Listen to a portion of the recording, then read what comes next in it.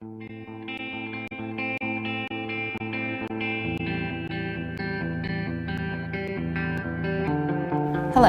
I'm Dr. Alice Welch, and I'm a scientist at the New York City Department of Health and Mental Hygiene's World Trade Center Health Registry. The registry tracks the mental and physical health of over 71,000 people who were directly affected by the events of September 11th in New York City. Other researchers have shown that having post-traumatic stress disorder, or PTSD, is often associated with excessive drinking. Many of our registry enrollees and other exposed persons developed PTSD after 9/11, and as a consequence may be drinking excessively.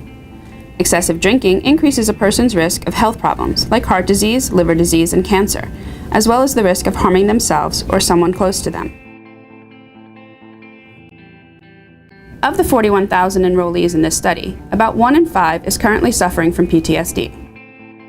Roughly 1 out of 10 enrollees in the study reported frequent binge drinking in the past month, which is slightly higher than what has been reported in New York City and national studies. The average number of binge drinking days in the last month was 11. Frequent binge drinking was reported by 15% of those suffering from PTSD and only 6% of those without PTSD.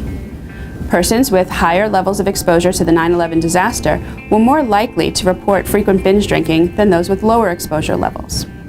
We now have a better understanding of the impact of PTSD and extent of exposure to the 9/11 disaster on how often people engage in binge drinking.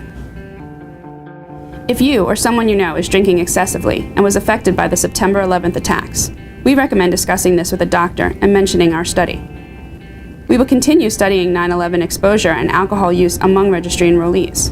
If you have any questions or want information about the Federal World Trade Center Health Program, please contact us.